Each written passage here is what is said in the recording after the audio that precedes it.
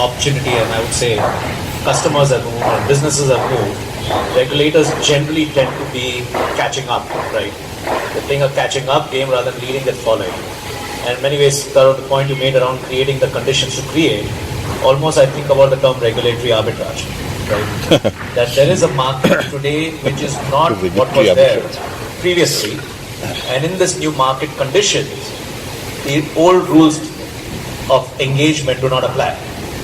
So it's a very tough situation where as an entrepreneur, you're trying to set these new rules of engagement. There is no regulatory framework to do that. And when it does come out, when you do start actually becoming successful, the regulators think of it as something which is not good because it changes the old status quo. How does a state, one, and have you seen examples of more responsible kind of, I would say, regulatory oversight? And I think there are several successful examples in India also that we've seen certain things that they've done. At the same time, we've seen also sometimes, the baby being thrown out with the bathwater, right? FinTech, for example, right now everyone's complaining about the shift back from eKYC to the manual process of basically know your customer rules, and it's causing serious stress into the FinTech industry. They've got to go back to the old ways of manual kind of record keeping and all of that stuff. So what does one do?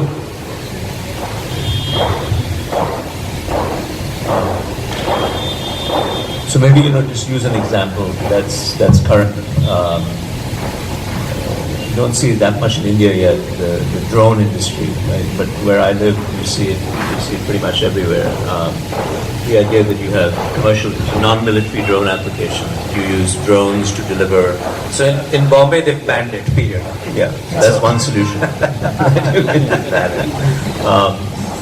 So most countries have so-called line of sight rules, right? Not most. Many more developed countries have line of sight rules. In other words, within limits, if you're not in very densely populated areas, if you can see the destination, you can fly the drone, right, up to that point. But the contentious part comes, what do you do when you want to do something over and above that? And what I've been observing in several countries, in the US for sure, in Canada, in Australia, even in East Africa, in different places, in Eastern Europe, is that proactive firms have been working with the regulator to collect data on what the issues are. So again, very transparent, right, at some level, and being very honest about what the data are, to try to understand mutually, right? So this is the happy outcome, try to understand mutually with the regulator what it would mean to put prudent regulation in place that doesn't throw the baby out with the bathwater.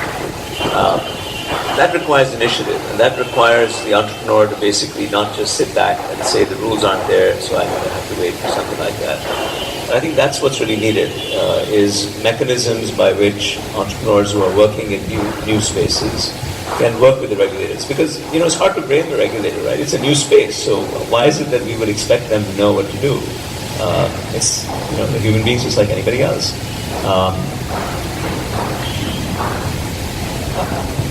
Falguni, have you encountered any such things, right? Because you've also in an area where it's largely been an unorganized industry. Yeah, I think it's difficult for regulators to understand the new manner in which digital industry is developing. So, are you a retailer? Are you a platform? Are you are you an influencer? And very often you're all rolled into one. And then in terms of the rules and algos that you use to influence, algos you use to, and also now, so many other tech-savvy bodies can affect and do what they want on my website. So I have to be also careful about not allowing that. To my surprise, the product used to show up on top, and we never wanted it on top. It was clearly the bots that were attacking and making my site do that. So to protect your business and site from doing things that you don't want. So I think in many ways, the industry is very challenging, and I don't know how regulators can keep pace with it and come up with guidelines that will protect the consumer, protect the players, and protect the industry. It's very tough.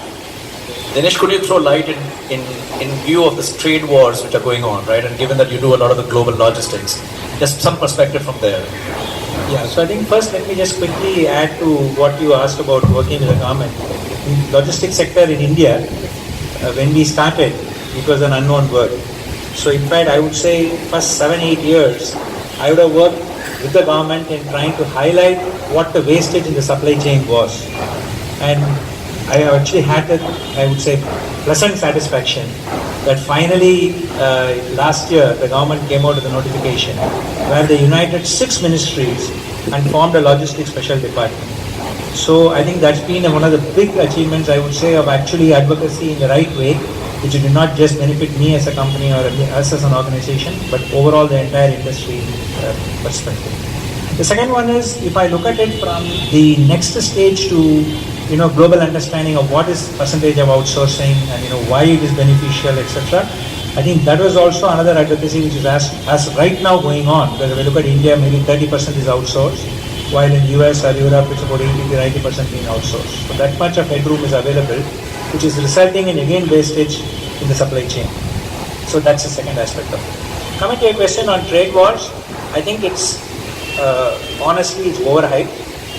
Today what has really happened is, in reality, while yes there could be a little bit of a challenge in terms of global trade, maybe there is India has an advantage over China in terms of now starting to percentage of sourcing taking place from India as before, at least from the automotive sector I can say.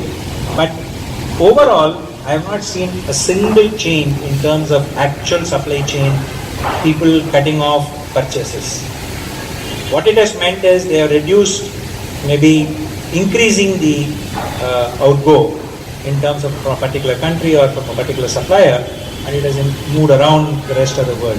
It has not stopped actual import or actual export, except in the case of finished goods production. So I just wanted to pick up on something that Dinesh has said, which is the creation of logistics as a legitimate activity recognized by the regulator with favorable tax treatment and what have you is a public good. It's a good that benefits everybody in the industry. It's not that the benefits of that accrue to his company. And I think that's a characteristic that you see in successful enterprises all over, which is that public good creation actually does not happen always by the state. That's the classical economics textbook, right, which I teach in my classical economics text, which is public goods are those that are, non-rival and easy this and that. There's a strict nerdy definition.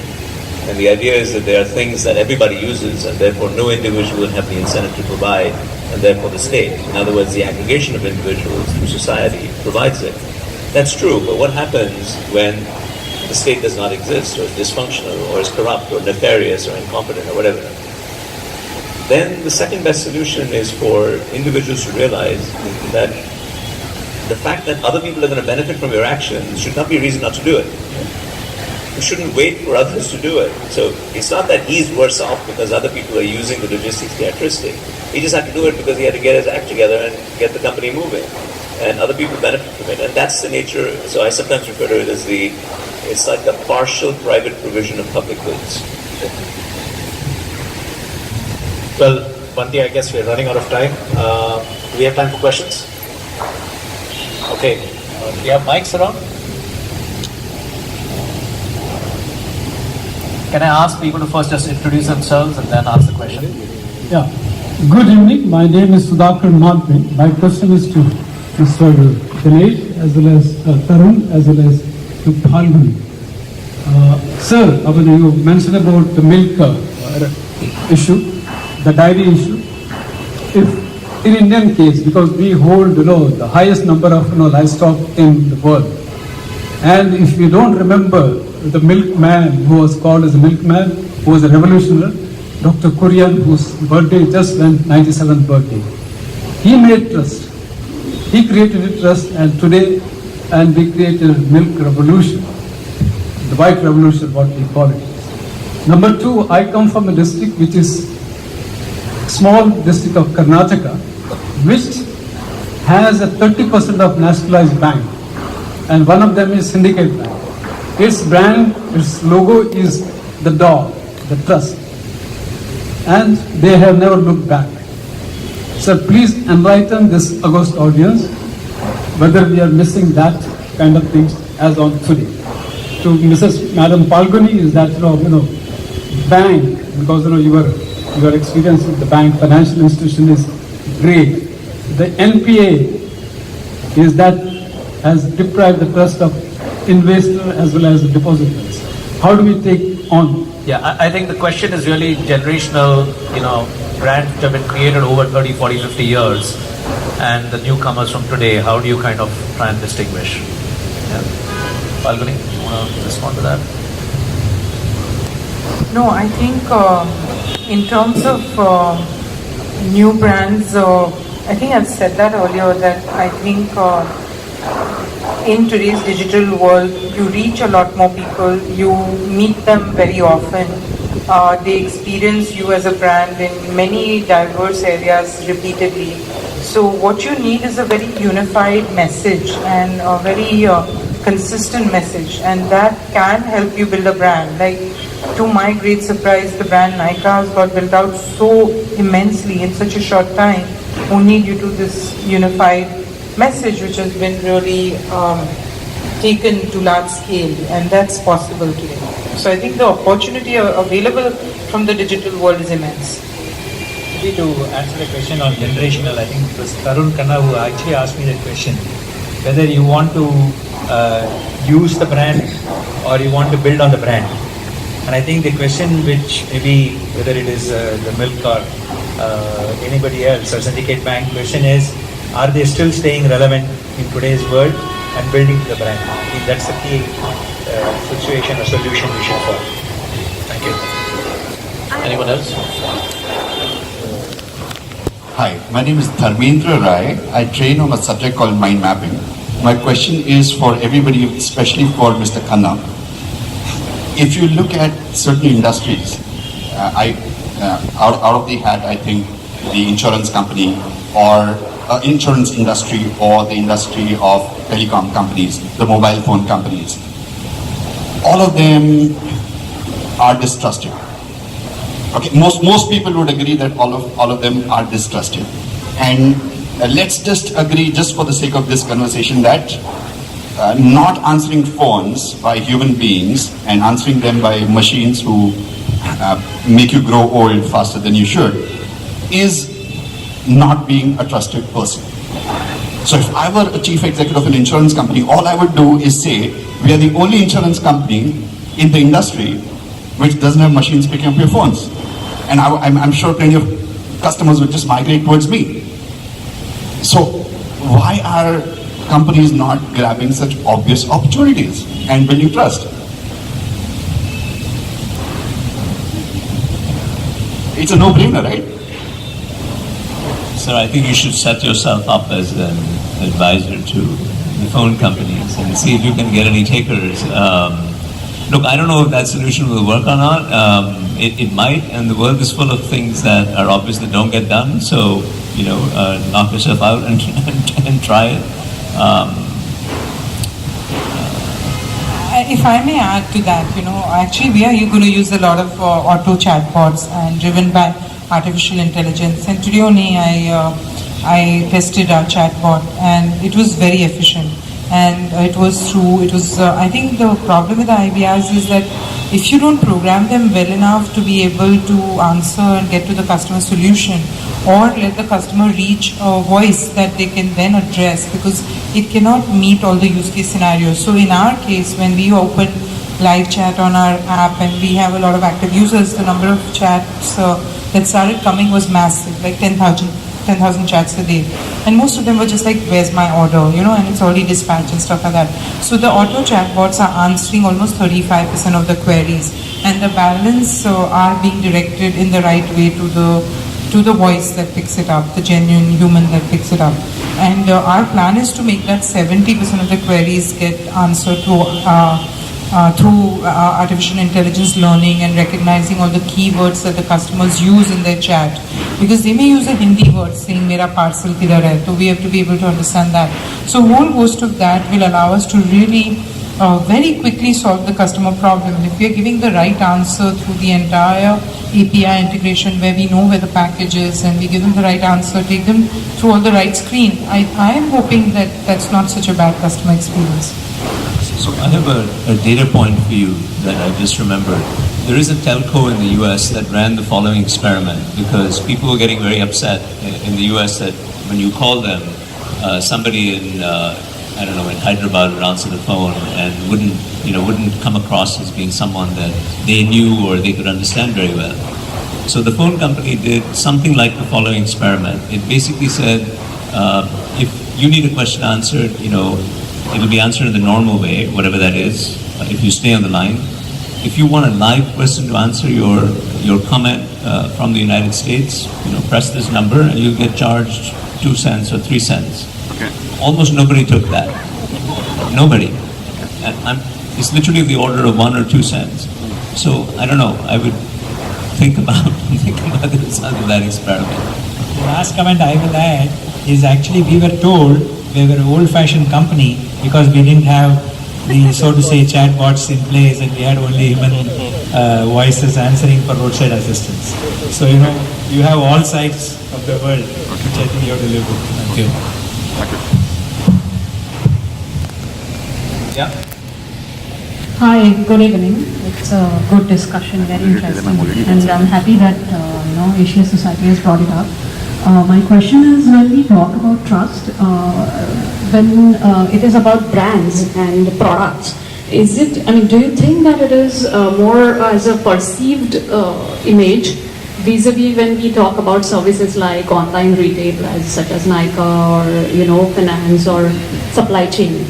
You have to play it differently when it comes to trust. So primarily product versus service. In case of product, this is more like a perceived image, and in case of your case, you need to play it differently. Do you think that? Thank you. I think you're right. The brands are in consumer mind, and how the consumer perceives the brand is in consumer mind. I would say the world is changing on that too, where today's brands have to really, I think, increasingly they're saying that the brands have to be more authentic and they have to deliver high performance, they have to deliver basically more personalized performance. Like today, and people believe that one shampoo cannot be good for all, so it has to be different for different conditions like frizzy hair or straight hair or whatever. So I think in many ways the demand on the brands is also now higher than in the past, where one big star could sell any brand. So today I see a lot of consumers saying, well, she's using this brand, she's saying that she's endorsing this brand, but I'm 100% sure she doesn't use it. So I think the world is moving and it's getting harder for brands also to have that achievement in terms of being in the minds of the consumer than reality. I think the brands also have to go with reality now. I think perception by itself really doesn't matter. I think whether it is service or the product, ultimately it is the usage or the delivery which has to prove that, whether it is good or not. And I think honestly, the brand cannot build itself on its own without the service, so to say, living that promise. So I don't really see any difference between a product and a service as far as building the brand is concerned. We have to walk the talk. We have to see the same experience. It's not any more perception. Hello. Yeah. Hi, my name is Anisha. Thanks for the very interesting discussion. My question is to Ms. Nair. I wanted to ask you what made you start your own brand of Nykaa, your own product, and what is your take on makeup that is sort of harmful, chemical, and now that the organic products are coming to the market?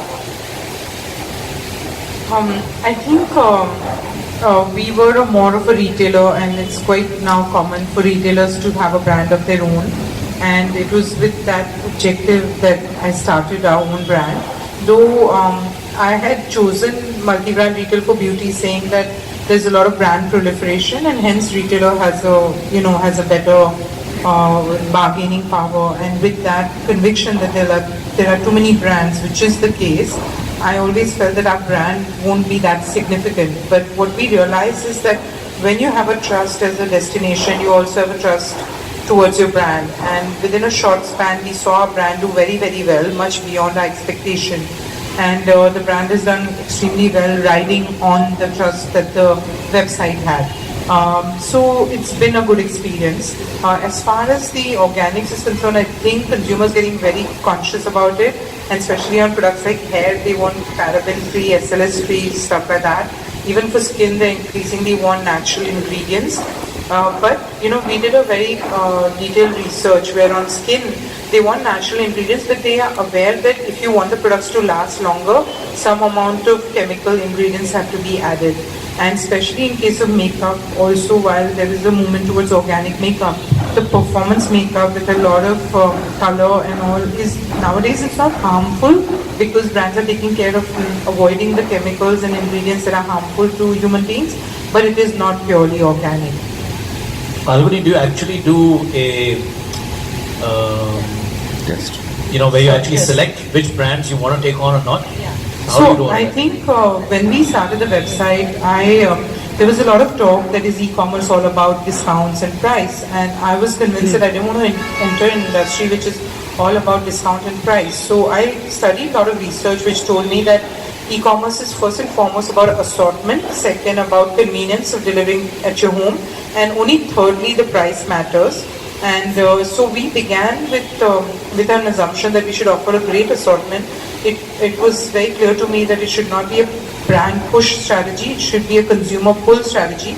So we brought the brands that the consumers wanted. We allowed the popularity listing, and we never went into the listing we never went into selling by price. We wouldn't say that, okay, these are the top offers. Of course, we also do sale and they're brand funded, and our brands want to grow their brand with sales strategy. Some brands, especially mass brands, and others do what they want, which is give free samples and stuff like that. So I think clearly assortment is key, curation is key, and selecting the brands that are really good for the consumer is a win-win business, because then what you're selling consumer loves, and we have a great consumer cohort. Consumers come back 8 times a year, and that's only because they're happy with their purchase. I think even during this sale, we had a blockbuster sale where customers are saying, I bought 4 times, I dropped a lot of money, but I'm very happy. So I think that's what you want out of it, Okay, yeah. Building trust is a very personal, noble decision. When you're surrounded by companies that have very short-term goals and you have a long-term vision, how difficult is it to kind of stay on this track? And what advice would you give to new entrepreneurs like myself?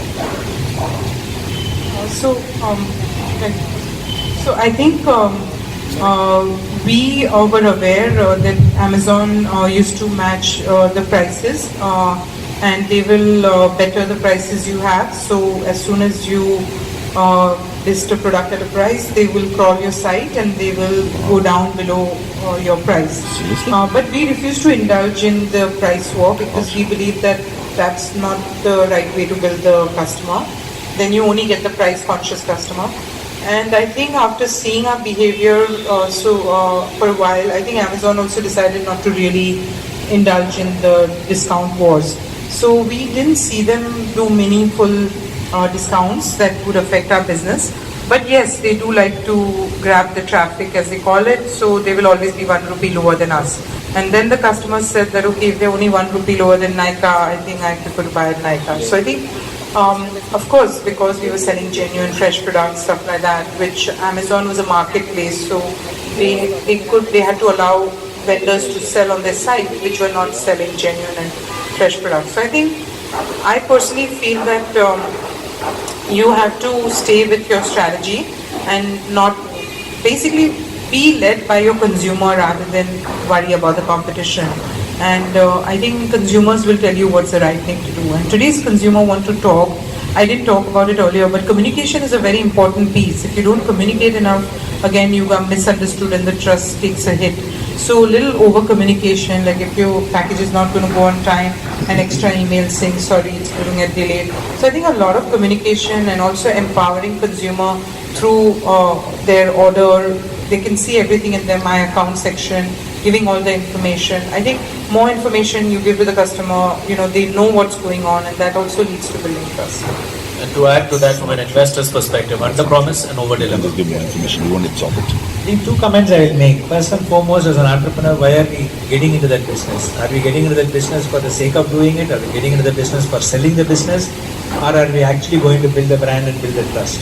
I think once we have decided it's a third, which is building the brand, building the trust, then there is nothing which is going to, so to say, satisfy till we finally deliver that value, whether it is the customer, the investor, or last but not least, the people who are working with us. I think if we genuinely start with that base, which is that the stakeholder happiness or stakeholder satisfaction is going to be the goal with which I am starting being an entrepreneur, then I think we will really build trust. I was just going to add to your question. You said it's a noble act, and it may be a noble act, but I also think it's a very practical act. It really pays off for the most part. But I'm glad you brought up the issue of trust with employees. We've been talking primarily about the customer, and I think it's as important to cultivate trust with the talent. I don't know if you want to say something about fairness to the employee and things of that nature. So, I mean, I'll just give my own example. I think TVS has been an organization which has been there for more than 100 years now. So, most of the group companies did not have necessarily a potential stock option. So, in TVS Logistics, we are not just introduced a stock option, but we encouraged every employee to think of himself or herself as being the owner. And today I am proud to say almost close to very many young people, maybe close to 300 young people who have joined this organization, really believe that they are owners of this organization. It's not the percentage they own, it is the feeling of ownership which we have been able to create. I think that for me is the real biggest step as an entrepreneur I have taken, because don't forget, even though I may be fourth generation, at least the 3 businesses I am looking after today, all of them have been started by me or by my colleagues. And all of those colleagues today are not just shareholders, but they are owners or co-owners. If we have time for one question. Good evening, lovely. My question is, how important is a brick and mortar system necessary to build trust? Putting Nykaa in case, you'll have a website and then you'll have a store at Palladium and you'll sell Nykaa products there. So how important do you think having a store, to having a customers feel and see the product is important? Example, I see and feel the product, then I go online and gain the discount for it and buy it from your website. How important do you think to have a store is? Very important. I think brick and mortar stores are very important part of our strategy. We always believe that true retail business should be omni-channel. When we do our research with the customer, we find that only 15% buy only online, another 15% buy only offline, and the balance 70% buy both online and offline. For their convenience, they're happy to buy online, but once in a while they want to come into the store, experience the products, experience the brand, especially in our category, which is a very touch and feel category. They want to come in and just discover something, learn about something. There are assistants in the store who can do one-on-one conversation, which we are trying to do online, but it's a different experience. But you know, we sell all over India, and our stores are just like still 27, and our stores cannot fulfill, you know, like we cannot be everywhere where our customer is. So I think it's an important peg in the strategy, and it helps build customer connect, customer trust. But I think online today has a lot of power also. Just to add one point, I think at least I have a business which has been 100% offline, moving now almost 60% to online.